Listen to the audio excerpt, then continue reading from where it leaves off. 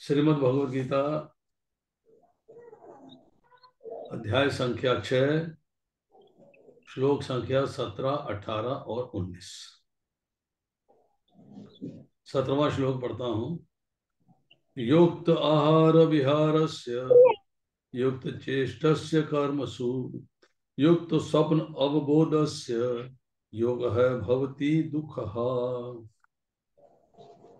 अनुवाद में लिखते हैं श्री प्रभुपाद, जो खाने सोने आमोद प्रमोद तथा काम करने की आदतों में नियत रहता है तो योगाभ्यास द्वारा समस्त क्लेशों को नष्ट कर सकता है।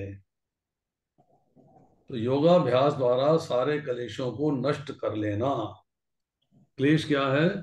भौतिक संसार में जो दुख मिलते हैं वो आपके क्लेश हैं, उनको नष्ट कर लेता है। कैसे? कंट्रोल करके अपने खाने सोने और एंजॉयमेंट को, खेल कूद, ऑफिस जॉब, घरेलू कार्य, इन सबको जो है एक नियम बना लेता है, नियमित कर लेता है, तो वो योगाभ्यास द्वारा जो है सारे भौतिक कलेशों को नष्ट कर सकता है। नाउ पूर्वपाद इसके परपट में लिखते हैं, खाने सोने रक्षा करने तथा मैथुन करने में जो शरीर की आवश्यकताएं हैं, अति करने से योगाभ्यास की प्रगति रुक जाती है। मैथुन शब्द जो है हम लोग कई बार इस्तेमाल करते हैं ओनली फॉर सेक्सुअल एक्टिविटीज, और मैथुन शब्द का जो एक्चुअल मीनिंग है शास्त्र के अनुसार वो है कि मंथन। किसी भी प्रकार की इंद्र तृप्ति, किसी भी प्रकार का भौतिक भोगों के प्रति आकर्षण और उनको एंजॉय करने की इच्छा, चाहे वो आंख से हो, चाहे कान से हो, चाहे जीवा से हो, चाहे त्वचा से हो, चाहे कैसे भी हो, वो मैथुन कहलाता है। उसमें जो आपकी कर्म की इंद्रियां हैं उसके द्वारा भी जो एंजॉयमेंट है, जैसे उपस्थ है, वो भी आपको मैथुन कहलाती है। इसे तो प्रसादम या पवित्रीकृत भोजन के रूप में नियमित बनाया जा सकता है। मतलब आप अगर भगवान का प्रसाद खाते हैं और पवित्र भोजन करते हैं तो कम से कम जीवा आपकी जो है नियमित हो जाती है, मतलब कंट्रोल में आ जाती है। भगवत गीता के अनुसार 9.26 में भगवान कृष्ण को शाक फल फूल अन्न दूध आदि भेंट किए जाते हैं। पत्रम पुष्पम ये फलम फलम ये में एवा वे सॉरी, पत्रम पुष्पम फलम तोयम ये में एवा विचिच्यति, मतलब जो भगवान को जो है पत्र पुष्प फल और जल अर्पित करता है वो भगवान उसको प्रेम सहित ग्रहण करते हैं। इस प्रकार एक कृष्ण भावना भावित व्यक्ति को ऐसा भोजन न करने का स्वतः प्रशिक्षण प्राप्त रहता है। ये नेचुरल है। जब कृष्ण भावना भावित हो जाएगा तो उसको पता है भगवान का प्रसाद खाना। जो मनुष्य के खाने योग्य नहीं होता, या सतोगुणी नहीं होता, वो नहीं खाता वो। जहां तक सोने का प्रश्न है, कृष्ण भावना भावित व्यक्ति कृष्ण भावनामृत में कर्म करने में निरंतर सतर्क रहता है। अतः निद्रा में व्यर्थ समय नहीं गवाता। उसको 6 घंटे सोना है तो 6 घंटे सोना है, एक्स्ट्रा नहीं सोना कि सोते रहे। अव्यर्थ कालत्वम, कृष्ण भावना भावित व्यक्ति अपना 1 मिनट भी भगवान की सेवा के बिना नहीं बिताना चाहता, अतः वह कम से कम सोता है। इसके आदर्श शील रूप गोस्वामी हैं, जो कृष्ण की सेवा में निरंतर लगे रहते थे और दिन भर में 2 घंटे से अधिक नहीं सोते थे, और कभी कभी उतना भी नहीं सोते थे। ठाकुर हरिदास तो अपनी माला में 3 लाख नामों का जप किए बिना ना तो प्रसाद ग्रहण करते थे, ना ही सोते थे।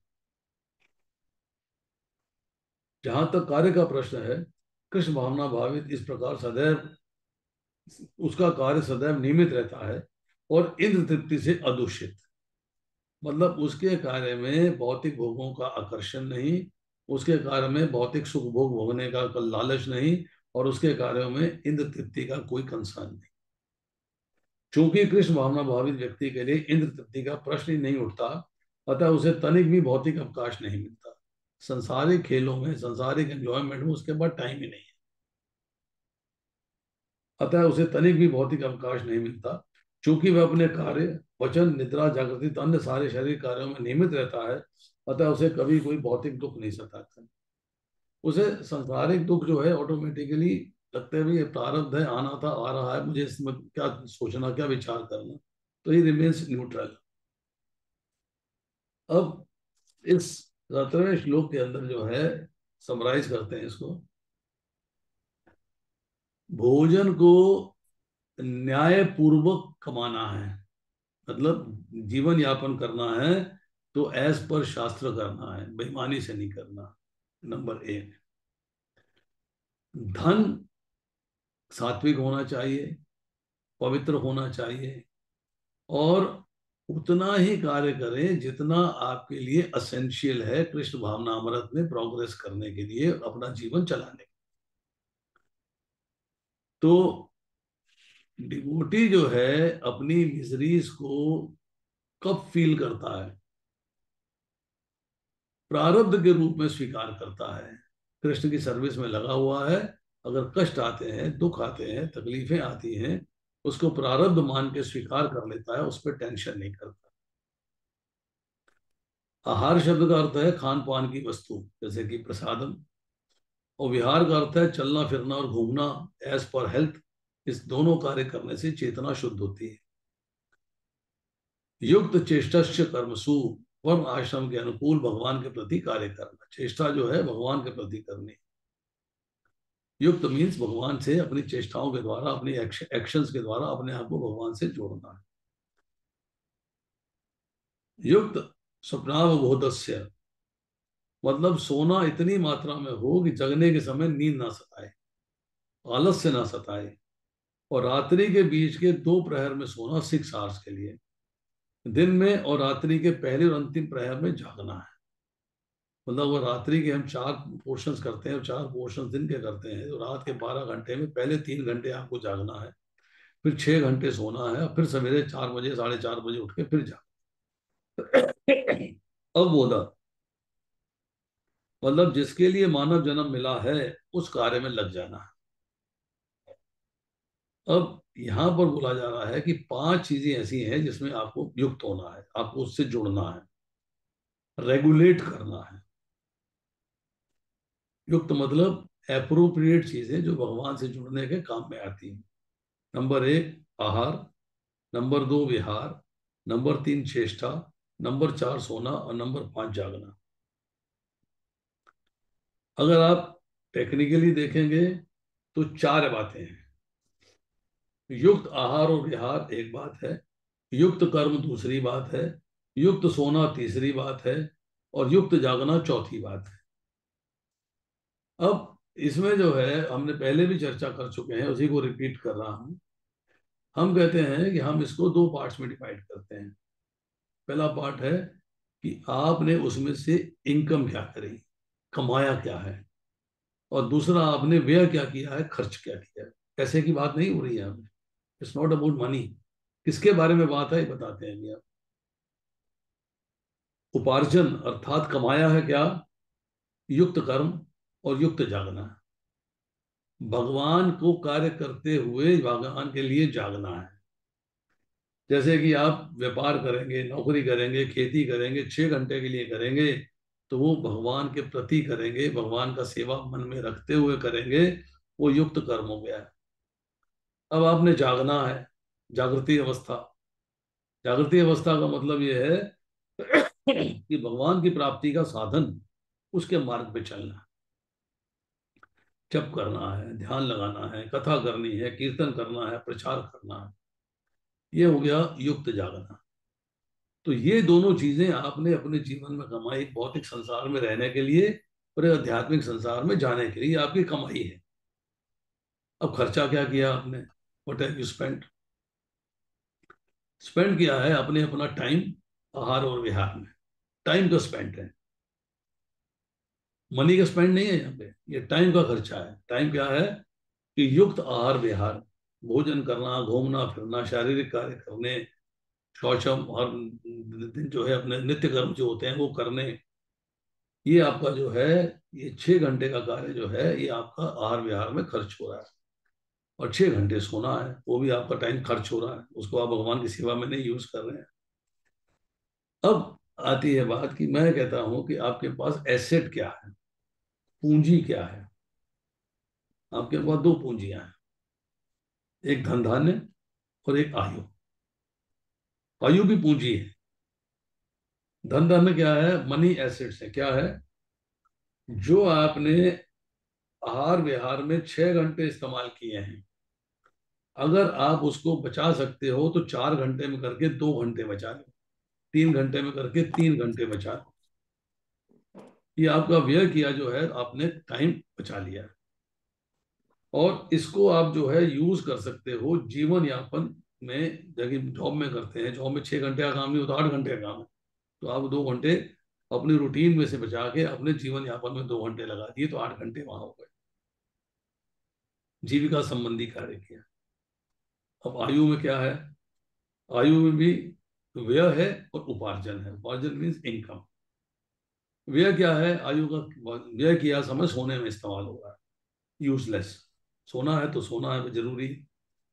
और उपार्जन वो समय आयु का जो आपने साधन भजन कृष्णा कॉन्शियसनेस में भगवान का स्मरण करने में जप करने में इस्तेमाल किया है, वो आपकी इनकम है।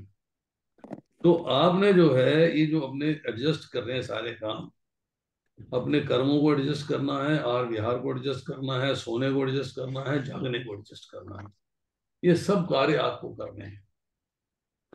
ये सारे रेगुलेटेड होने चाहिए। अब आती है श्लोक संख्या 18। यदा विनियतम चित्तम आत्मनि एव अवतिष्ठते निष्प्रह सर्व कामेभ्य युक्त इति उच्यते तदा। अनुवाद में लिखते हैं शिल बहुपाद, जब योगी योगाभ्यास के द्वारा अपने मानसिक कार्यकलापों को वश में कर लेता है और अध्यात्म में स्थित हो जाता है, अर्थात समस्त भौतिक इच्छाओं से रहित हो जाता है, तब वह योग में स्थिर कहा जा सकता।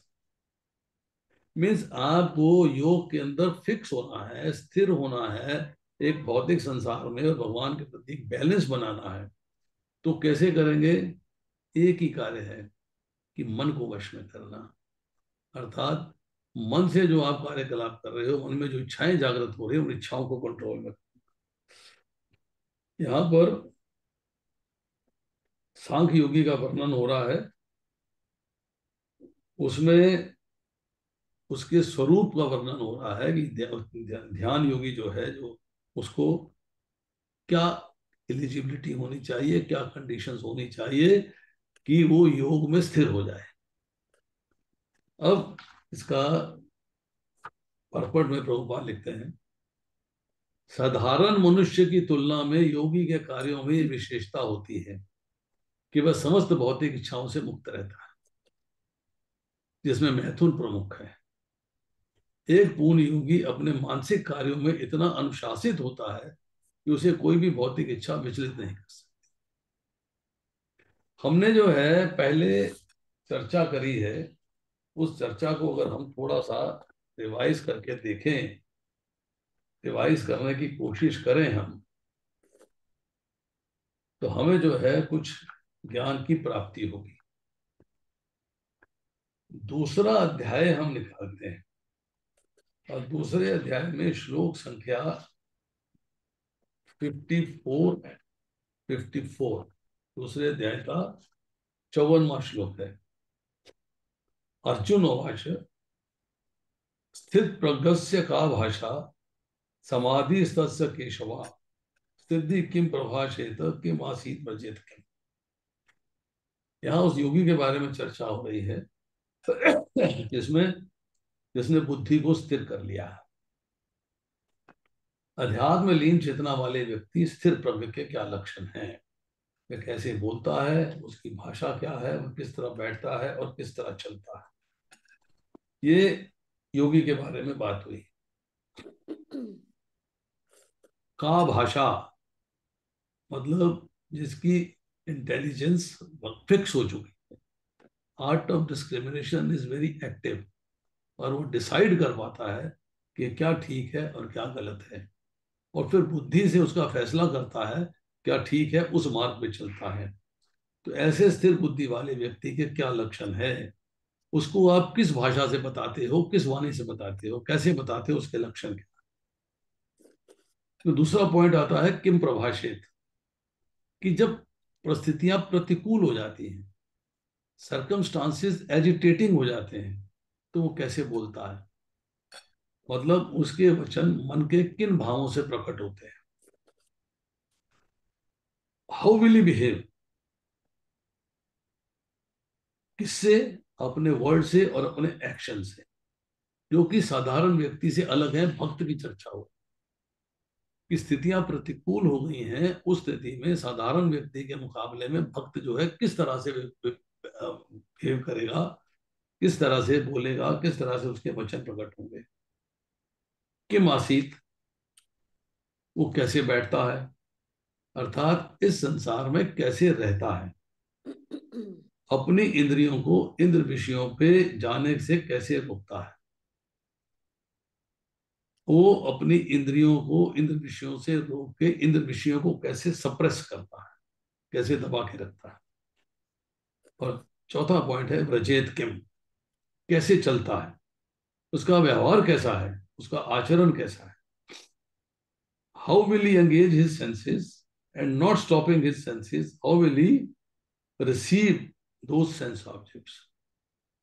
उसने अपनी सेंसेस को कंट्रोल कर लिया और सेंस ऑब्जेक्ट्स उसके सामने हैं, उनको वो कैसे स्वीकार करता है, कैसे रिसीव करता है। तो ये चर्चा जो है यहाँ पे आ रही है कि भौतिक संसार वाला जो व्यक्ति है जब योग में लग जाता है और योगाभ्यास करता है, योग का अभ्यास करता है, तो उसे अपने मानसिक कार्यकलापों को वश में करना है।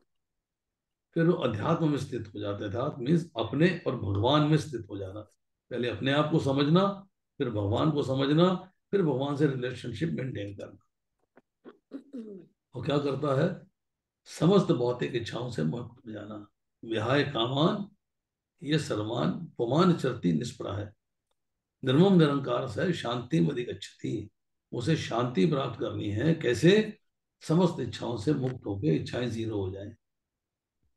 इसके तात्पर्य में प्रभुपाद लिखते हैं, साधारण मनुष्य की तुलना में योगी के कार्यों में विशेषता होती है, वह समस्त भौतिक इच्छाओं से मुक्त रहता है, जिसमें मैथुन प्रमुख है।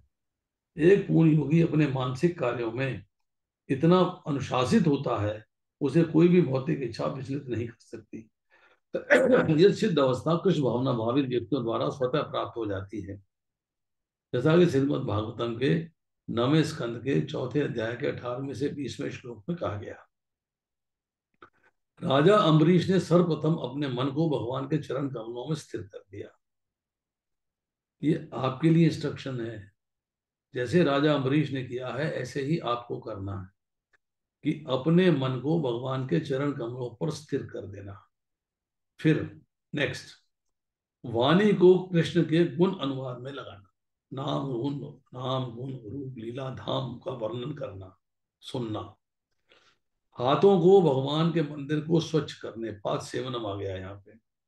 कानों को भगवान के कार्यकलापों को सुनने, आंखों को भगवान के दिव्य स्वरूप का दर्शन करने, और शरीर को अन्य भक्तों के शरीरों का स्पर्श करने। ये तो बड़ा मुश्किल काम है भाई। स्पर्श करेंगे, भक्त हैं, वो लेडी आ गई तो कैसे स्पर्श करेंगे? वो भी तो भक्त है। नहीं, यहां पर है शरीर को अन्य भक्तों के शरीरों का स्पर्श करने, मतलब जिस स्थान पे उस भक्त ने अपने चरण रखे हैं उन चरणों को स्पर्श करना है, तो उसे छूना है और माथे पे लगाना। दैट इज, आप भक्तों को स्पर्श कर रहे हैं।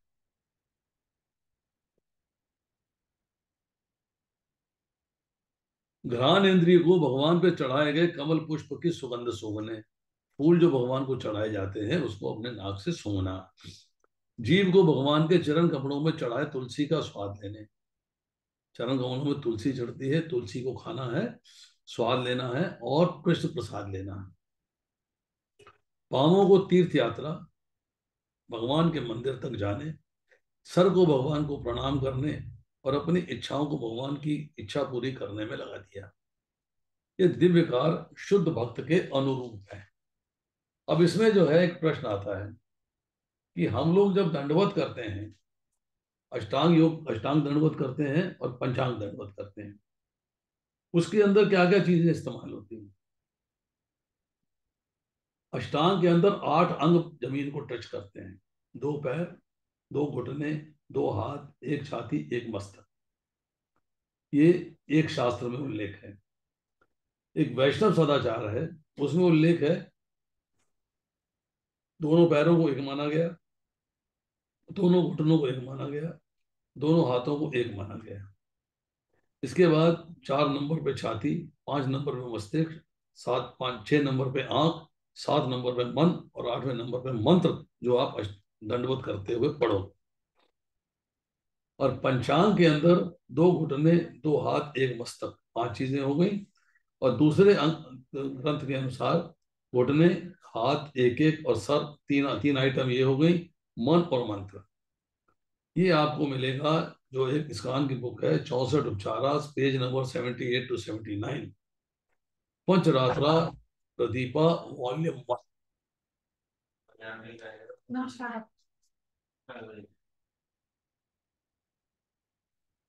(9:30) मिलूंगा मैं जी, बाहर बैठो, 9:30 मिलूंगा।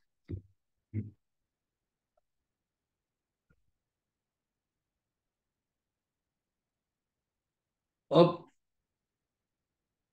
इसके बाद जो है लिखते हैं, निर्विशेषवादियों के लिए दिव्य अवस्था अवर्चनीय हो सकती है, किंतु कृष्ण भावना भावित व्यक्ति के लिए अत्यंत सुगम तथा व्यवहारिक है, जैसा कि अम्बरीश की ऊपर वर्णित जीवनचर्या से स्पष्ट हो जाता है।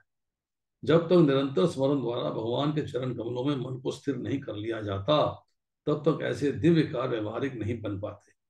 अतः भगवान की भक्ति में निहित कार्यों को अर्चन कहते हैं, जिसका अर्थ है समस्त इंद्रियों को भगवान की सेवा में लगाना। अर्चना कहते हैं ना, वंदनम अर्चनम साख्य आत्मनिवेदनम। तो इंद्रिय तथा मन को कुछ ना कुछ कार्य चाहिए, पूरा निग्रह व्यवहारिक नहीं है। अतः सामान्य लोगों के लिए, विशेषकर जो लोग संन्यास आश्रम में नहीं हैं, ऊपर वर्णित इंद्रियों तथा मन का दिव्य कार्य ही दिव्य सफलता की सही विधि है, जिसे भगवत गीता में युक्त कहा गया है। युक्त का मतलब है आपको अपनी इंद्रियों के द्वारा, मन के द्वारा, बुद्धि के द्वारा अपने आप को भगवान से युक्त कर लेना है, जोड़ लेना है। कैसे? कि इंद्रियों को भौतिक संसार से हटा के भगवान की सेवा में लगा देना, मन के अंदर भौतिक संसार का आकर्षण, सुख भोग का आकर्षण हटा के भगवान के सुख भोग की चिंता करना, और बुद्धि के द्वारा फैसला करना कि मेरे लिए राइट पाथ क्या है और गलत पाथ क्या है, इसको स्टडी करना। अब देखिए,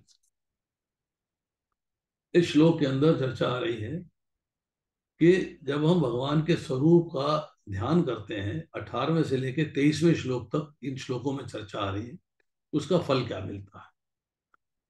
व्यक्ति जो है भौतिक डिजायर्स, भौतिक इच्छाओं को पार पाना है।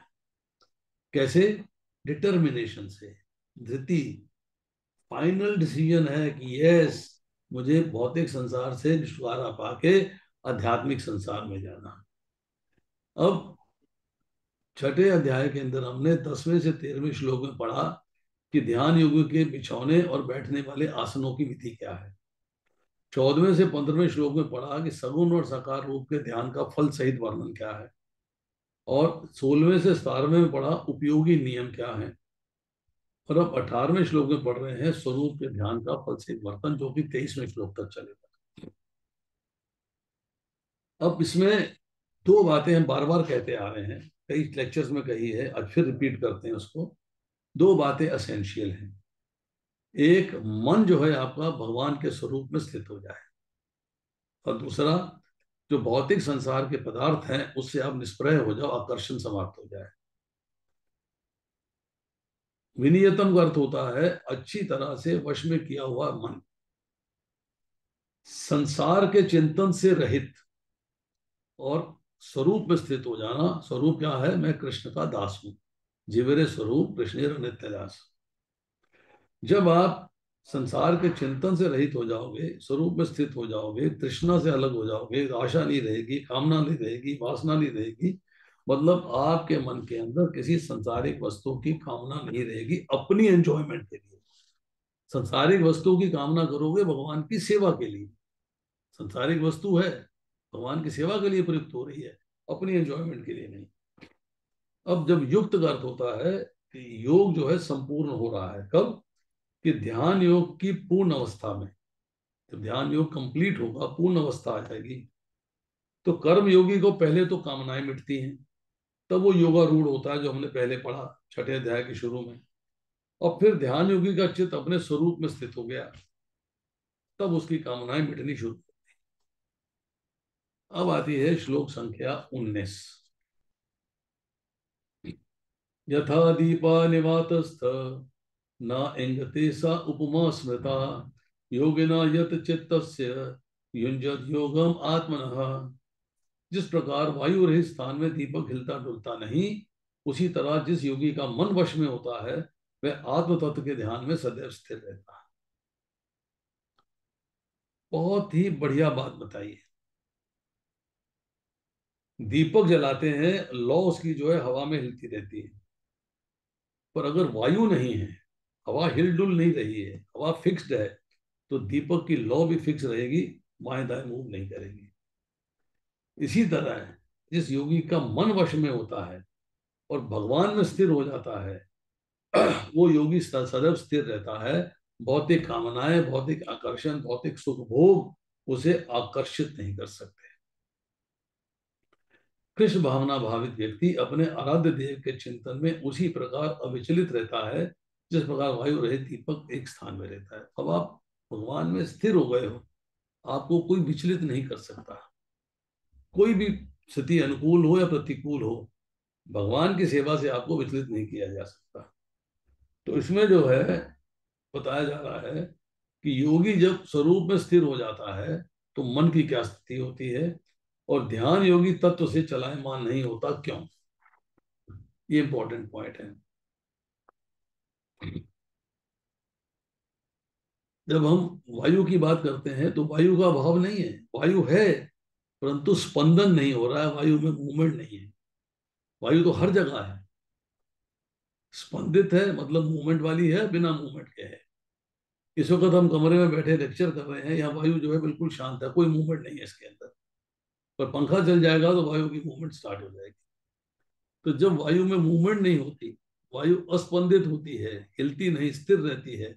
इसी तरह जब मन भगवान के स्वरूप में चिंतन में लग जाता है और मन अपने वश में है, तो उसके मन में भगवान के स्वरूप के सिवाय और किसी चीज का चिंतन नहीं होता। तब केवल भगवान का चिंतन होगा और किसी चीज का चिंतन नहीं होगा। शर्त क्या है? मन जो है स्वरूप के चिंतन में लग गया और मन को आपने अपने वश में कर लिया, कंट्रोल कर लिया। इसमें जो है हम कह रहे हैं कि हमने दीपक की एग्जाम्पल क्यों दिया, पर्वत का एग्जाम्पल दे देते। पर्वत भी तो स्थिर रहता है, हिलता डुलता नहीं है। पर पर्वत अचल है, पर्वत अपने स्वभाव से अचल है, प्रकाशहीन है। दीपक की लौ स्वभाव से चलायमान है, चंचल है और प्रकाशमान है।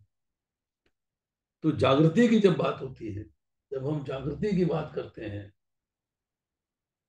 जागृति का अर्थ क्या होता है कि दीपक की लौ प्रकाशमान रहती है, ऐसे कि यन की योगी के मन में भी भगवान प्रकाशमान रहते हैं, हर समय उपस्थित रहते हैं। और सुषुप्ति क्या होती है? जब अविद्या में लीन हो जाता है, उसे अपने स्वरूप का भी भान नहीं रहता।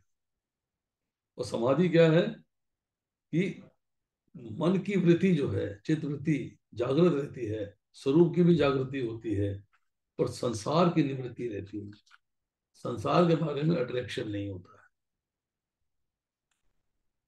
तो इसके बाद अगले 3.5 श्लोक हैं, एक ही कंटिन्यूएशन में। और फिर उसके बाद जो है 20, 21, 22, 23 और 24 ये श्लोक जो है हम एक साथ करेंगे, या 25 तक करेंगे। कल कल कोशिश करेंगे कि 25 तक श्लोक कर दिए जाए।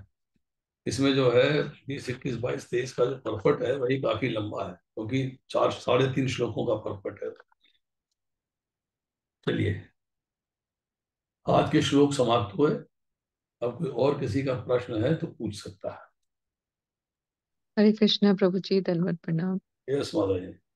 प्रभु जी, अभी आप 18th श्लोक में जब आप एक्सप्लेन कर रहे थे तो आपने बोला कि मन भगवान पर स्थिर हो जाए, स्वरूप पर स्थिर हो जाए और संसार का जो चिंतन है वो खत्म हो जाए। मन जो है वो भगवान पर स्थिर हो जाना चाहिए, भगवान के स्वरूप पर, और संसार का जो चिंतन हमारे दिमाग में रहता है वो खत्म हो जाना चाहिए। ठीक। और इसमें आपने दूसरा पॉइंट भी प्रभु जी बताया, जो मैं थोड़ा सा ठीक से नहीं समझ पाई।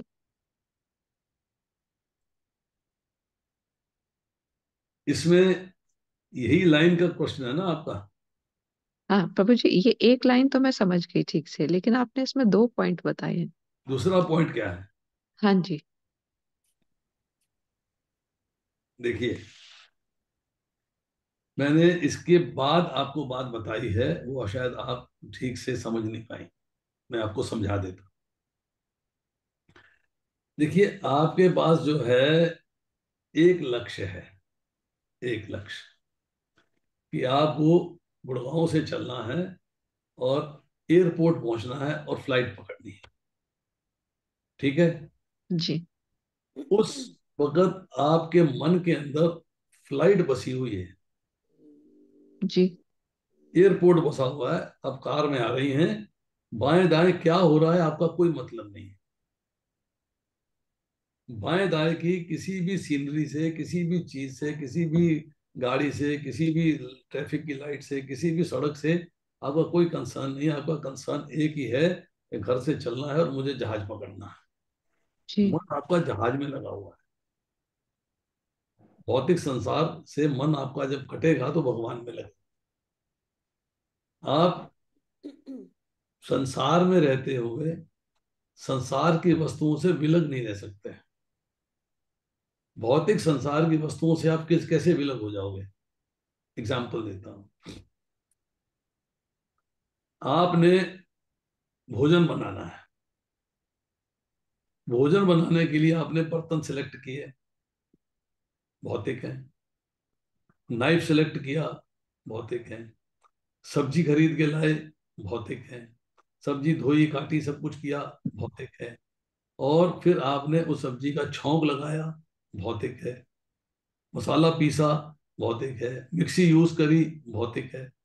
फिर आपने उसको घी डाल के भूना या तेल डाल के भूना आपने उसको, वो भी भौतिक है। उसमें कड़छी घुमा रहे हैं, वो भी भौतिक है। तो सारी भौतिक चीजें हैं ये। आपको कढ़ाई भी चाहिए, आपको पतीला भी चाहिए, आपको जग भी चाहिए, आपको पानी भी चाहिए, आपको सब्जी भी चाहिए, आपको मसाला भी चाहिए, आपको छौंक का सामान भी चाहिए। ये सारी वस्तुएं भौतिक तो हैं। ये भौतिक वस्तुओं में रहेंगे तो भौतिक वस्तुएं इस्तेमाल नहीं करेंगे क्या? करेंगे। और जब यही सारा कार्य मैं भगवान के लिए करूंगी तो सारी चीजें आध्यात्मिक हो जाएंगी, कोई भी भौतिक नहीं रहेगी। जो मार्केट में सब्जी पड़ी है वो भौतिक है, और जो सब्जी आपके घर में आके भगवान के लिए इस्तेमाल हो गई है वो आध्यात्मिक, वो भौतिक नहीं रही। हम यहाँ बैठे हुए लेक्चर कर रहे हैं, मोबाइल सामने खुला हुआ है, लैपटॉप खुला हुआ है, आप भी मोबाइल पे बैठे हुए हैं। हम जो इस वक्त इंटरनेट यूज कर रहे हैं, जो हम सिग्नल्स यूज कर रहे हैं, वो सब भौतिक है। भौतिक वस्तुओं में रहते हुए भौतिक संसार का आकर्षण है हमें किस लिए? कि मेरी भगवान, दीपिका प्रोग्रामा खाली खा रहे हो और एक नहीं। की भगवान की कथा करनी है।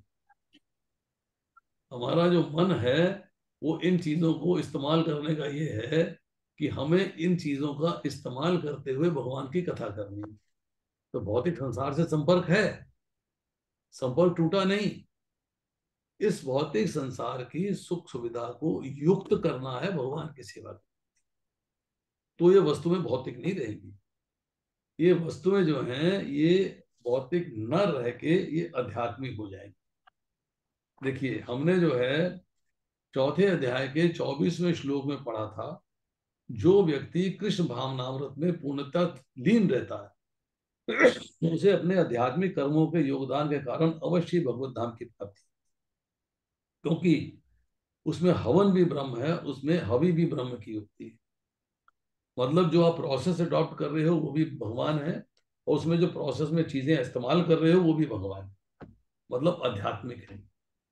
तो इसलिए हम जब कहते हैं कि आपको भौतिक संसार में रहना है, पर भौतिक संसार में अपनी इंद्र तृप्ति के लिए लिप्त नहीं होना, अपनी एंजॉयमेंट के लिए, अपने भोग ऐश्वर्य के लिए लिप्त नहीं होना है। आपको लिप्त होना है भगवान की सेवा के लिए। और वो वस्तुएं जो है आपको भगवान की सेवा के लिए इस्तेमाल करनी, नॉट फॉर योर एंजॉयमेंट। अब बताइए इसमें कौन सा कंफ्यूजन रह गया, वो बता देता हूँ मैं। नहीं प्रभु जी, क्लियर कर दिया आपने, थैंक यू प्रभु जी। और बताइए। हरे कृष्णा प्रभु जी। यस नमिता जी पूछिए। प्रभु जी, वैसे इससे रिलेट तो नहीं है, थोड़ा सा इससे डिफरेंट है कि एक स्वरूप और विग्रह में क्या डिफरेंस होता है प्रभु जी? किसमें? स्वरूप और विग्रह। स्वरूप और विग्रह। जैसे मूर्ति और विग्रह में तो डिफरेंस पता है प्रभु जी, पर स्वरूप और विग्रह में नहीं पता चलता है क्या है। विग्रह किसे कहते हैं? एक एक करके चलते हैं, वन बाय वन। विग्रह किसे कहते हैं? विग्रह का अर्थ ये है, जब हम भगवान के कंटेक्स्ट में यूज करते हैं, तो भगवान की आपने एक मूर्ति को देखा और उसको स्थापित कर दिया, तो वो आपका भगवान का विग्रह है। उस स्ट्रक्चर विद क्वालिटीज भगवान का विग्रह हो गया। स्वरूप का मतलब है कि आपकी भगवान की जो स्वरूप को दो दो चीजों में यूज किया जाता है। एक है उनका स्वरूप कैसा है। आपने कहा कि उनका स्वरूप जो है बहुत सुंदर है। उनका स्वरूप जो है बहुत सुंदर है, मतलब उनका लुक्स, उनकी उनकी ब्यूटी, उनका रूप, उनका स्वरूप बहुत सुंदर है।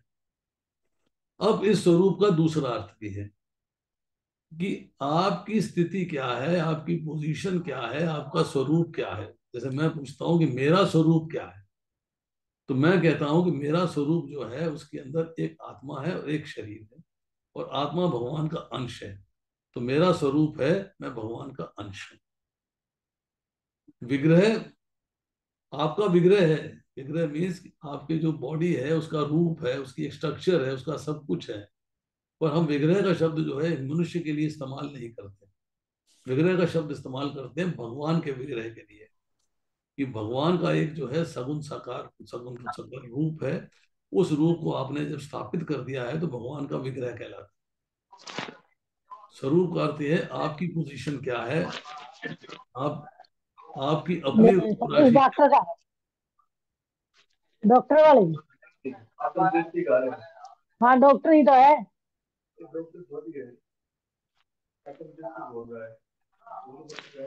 प्रदीप प्रभु जी प्लीज म्यूट करिए। गीता देवी जी अपना ऑडियो ऑफ कर दीजिए।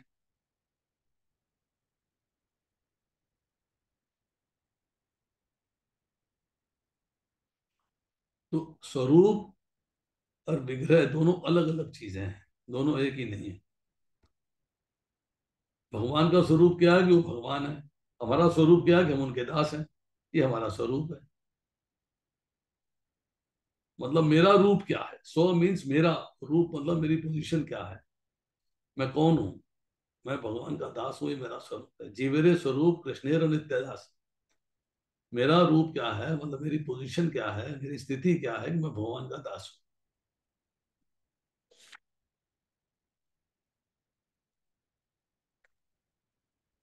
चलिए। जी प्रभु, धन्यवाद प्रभु जी। हरे कृष्णा प्रभु जी। यस। जो शालिग्राम पत्थर होता है, शालिग्राम को उसको क्या बोलेंगे? विग्रह बोलेंगे, क्या बोलेंगे प्रभु जी? वो भगवान का विग्रह है। शालिग्राम जी विग्रह है। जब आप भगवान शालिग्राम को अपने मंदिर में स्थापित करते हो, वैसे तो पत्थर है और काले पत्थर पड़े हैं बहुत सारे, पर जब आप उस काले पत्थर को शालिग्राम समझ के, उसको भगवान समझ के अपने घर में स्थापित करते हो, तो विग्रह हो जाता है शालिग्राम का। ठीक है प्रभु जी। हरे कृष्ण।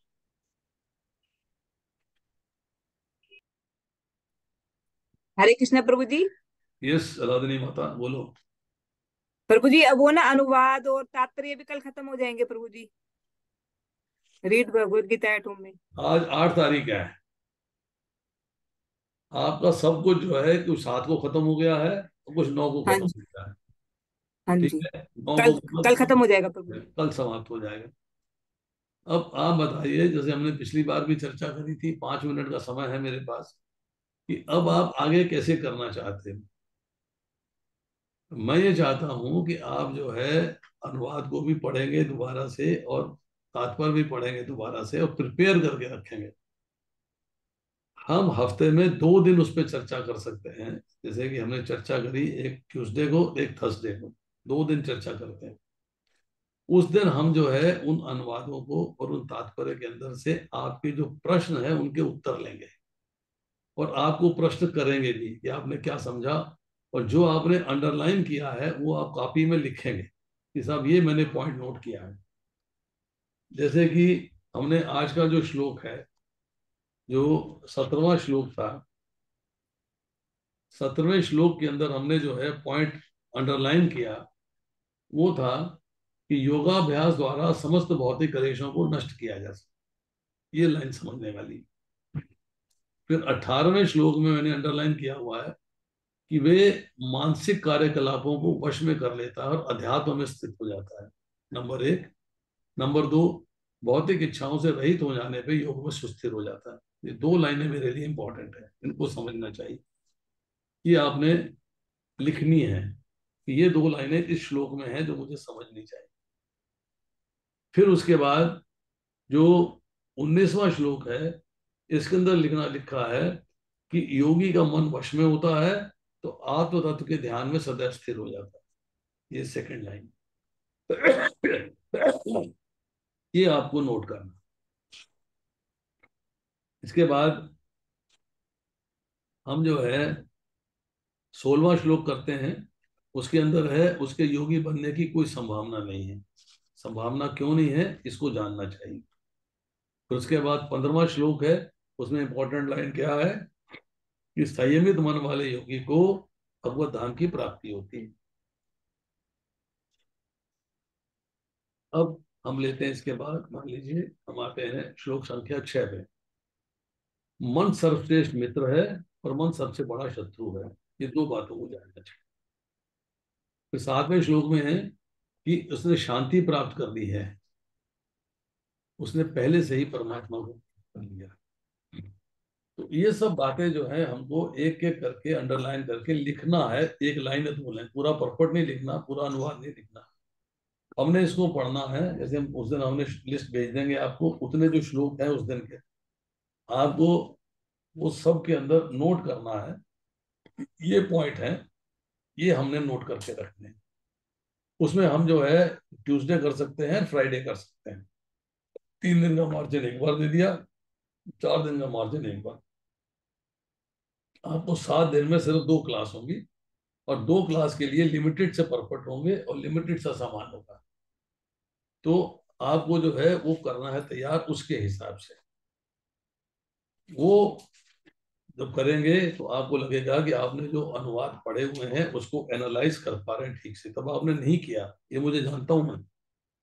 तब आपने ना तो लिखा है इंपॉर्टेंट पॉइंट, ना उसको अंडरलाइन किया है। अब आपको उसको इंपॉर्टेंट पॉइंट को लिखना है और अंडरलाइन करना है। और भगवत गीता प्रैक्टिकली करेंगे तो 108 सेशन में खत्म हो जाएगी। 108 सेशन का मतलब है अगर हफ्ते में 2 सेशन करते हैं तो 52 या 54 वीक्स लगेंगे इसके अंदर। 54 वीक्स का मतलब है प्रैक्टिकली 1 साल। 1 साल में समाप्त हो जाएगी। ये इंपॉर्टेंट पॉइंट है। तो उसका मैं आपको लिस्ट जो है आज या कल में भेज दूंगा। लिस्ट आपके पास आ जाएगी, आप उसको प्रिंट कर लीजिए और प्रिंट करने के बाद उसके हिसाब से चलिए। मैंने जो सजेशन दिया है ट्यूसडे एंड फ्राइडे की क्लास का, उस दिन हम भगवत गीता वो करेंगे। ये वाली भगवत गीता जो चल रही है इसको नहीं करेंगे। वो श्लोक होंगे, उस पर चर्चा होगी। परपट में से भी आप एक आधी लाइन, 2 लाइनें, 3 लाइनें इंपॉर्टेंट निकाल सकते हैं। पूरा परपट आपको पढ़ लेना है, उसमें से इंपॉर्टेंट लाइन है वो हम डिस्कस करेंगे बस। तो हमारे पास जो है 1 घंटे के अंदर, 1 सवा घंटे के अंदर वो 3 श्लोक करेंगे। अभी भी हमने आज 3 श्लोक किए हैं, उस दिन भी 3 श्लोक करेंगे। पर पता लग जाएगा कि आपने पॉइंट्स नोट किए हैं कि नहीं किए। आपसे पूछूंगा मैं ये क्या इंपॉर्टेंट पॉइंट है, तो नहीं किए होंगे तो आप पकड़ में आ जाओगे। इसका मतलब आपने नहीं पढ़ा, नहीं किया।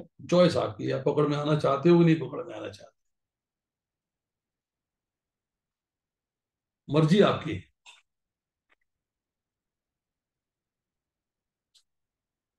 बताइए। वो लिस्ट के मुताबिक करना है ना प्रभु जी? लिस्ट में जो रहेगा वही वाला।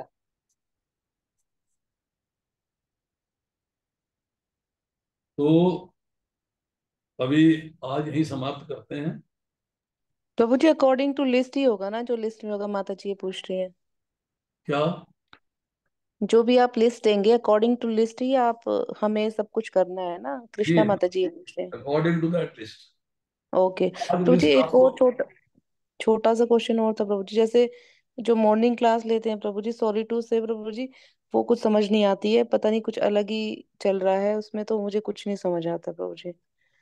आप आपका डिसीजन मतलब आपका डिस्कशन कम होता है और कुछ और ही अगर चल रहा आपको होता है। अगर आपको मॉर्निंग क्लास नहीं समझ में आती है तो आपके पास दो ऑप्शन हैं। या तो बिना समझे बैठे रहो या ना जाओ। और दूसरा ऑप्शन तो वो है नहीं।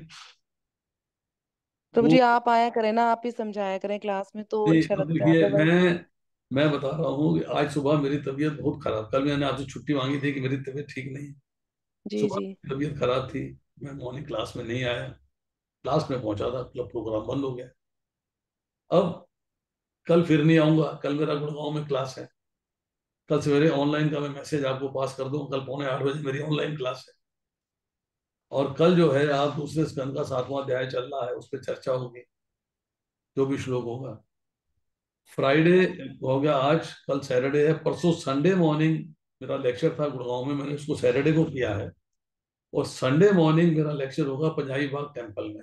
मुझे पंजाबी बाग टेम्पल जाना है, क्योंकि मैं टेम्पल से अगर कॉल आती है तो उसको मिस नहीं करना चाहता। वो मेरी सेवा जो है बहुत इंपॉर्टेंट है। हरे कृष्णा प्रभु जी। यस। प्रभु जी आप पानीपत कब आओगे? जब आप बुलाओगे। वो मंदिर वाले जैसे उनके वैसे जैसे देखते हैं उन्हें पता होता है प्रभु जी। फिर भी ठीक। मैं एक बार पूछ लूंगी सुंदर प्रभु जी से। हरे कृष्णा प्रभु जी। इनको पीछे गेट से निकाल देना, निकाल हाँ देना। जी प्रभु। हाँ हरे कृष्णा, दंडवत प्रणाम। यस। प्रभु जी जैसे आप अक्सर सैटरडे गुड़गांव क्लास लेते हो ऑनलाइन, एक दिन और ले ली जाए तो हम हमेशा सुबह मॉर्निंग आपकी क्लास, दो क्लास अटेंड कर ले, हमारी भागवतम भी हो जाएगी प्रभु जी। समझा नहीं आपकी बात। मैं ये कह रहा हूँ प्रभु जी, आप सैटरडे को तो लेते ही हैं गुड़गांव वाली क्लास, अगर मेरी किसी दिन और भी। संडे लेते हैं प्रभु जी, अभी इस टाइम खाली सर। मेरी class almost mostly Sunday morning होती है। तो कल की मैंने क्लास जो है संडे मॉर्निंग के बजाय में सैटरडे मॉर्निंग में कही है कि मेरे सैटरडे मॉर्निंग क्लास रख दीजिए। मैं संडे को नहीं आ पाऊंगा, संडे में पंजाबी बाग जाऊंगा। तो प्रभु कल जी जैसे जैसे ये वाली क्लास चलेगी, अब आप कह रहे हैं गीता क्लास 2 दिन चलेगी, तो जी कुछ ऐसा नहीं हो सकता आपकी भागवतम क्लास हम सुने, चाहे 2 दिन ही सुन, मतलब डेली ना हो, 2 दिन हो जाए, कुछ ऐसा मॉर्निंग में। देखिए, मॉर्निंग में मैं 7 बजे वाली क्लास में जाता हूँ, मैं दोबारा कोई क्लास करूँ तो बड़ा मुश्किल है, क्योंकि मेरे को जूम का लिंक चाहिए। ये तो मुझे लिंक जो है उन्होंने ऑफर दिया हुआ जो है। हम सब लोग हैं प्रभु जी, अभी जैसे 30 लोग हैं, सुबह मॉर्निंग में एक क्लास हो जाए जिसमें हम सब आ जाएं। ये आप सब लोग मिलके राय कर लो, हम एक पैरेलल क्लास चालू कर देंगे। 7 बजे नहीं करेंगे, 8 से 9 कर देंगे। इसी वाले लिंक पे हो जाएगी प्रभु जी, जैसे आप रोज ज्वाइन करते हैं गीता क्लास, ऐसे ही सुबह हो जाए। अगर आप जो है एक जूम का लिंक ले लेते हो या गूगल मीट का लिंक ले लेते हो जो मेरे कंट्रोल में रहे, उनके उनका भी लिंक उनके कंट्रोल में है। उन्होंने मेरे को इसकी ऑफर दे रखी है कि आप इसे इस्तेमाल कर लीजिएगा। रुक जा यार। उसको इस्तेमाल करता हूँ। फिर मैं अगर जूम का लिंक खुद अपना मेरा होता है तो मैं सेपरेट क्लास कर सकता हूँ। उसमें 10 लोग आए, 15 लोग आए, उस फिर सवेरे क्या है कि 8 से 9 गुड़गांव में क्लास होती है। ये सारे भक्त जो है गुड़गांव की क्लास में बैठे होते हैं, तो पैरेलल हो जाएगी ना। वो कहेंगे हम हमारे पैरेलल कर रहे हो आप, एक झगड़ा और पैदा हो जाएगा। नहीं प्रभु जी झगड़ा तो नहीं ये एक करना। बड़ी ये बड़ी एक टेक्निकल प्रॉब्लम है, समझिएगा बात को। प्रभु जी मेरा कहने का मतलब है भागवतम हमें आपसे समझना है प्रभु जी, ऐसे नहीं समझना, वो उसमें कुछ भी समझ नहीं आ रहा, मुझे तो नहीं आ रहा प्रभु जी। या फिर हो सकता है मेरा माइंड इतना छोटा है कि कुछ समझ नहीं पा रहा, कुछ भी हो सकता है।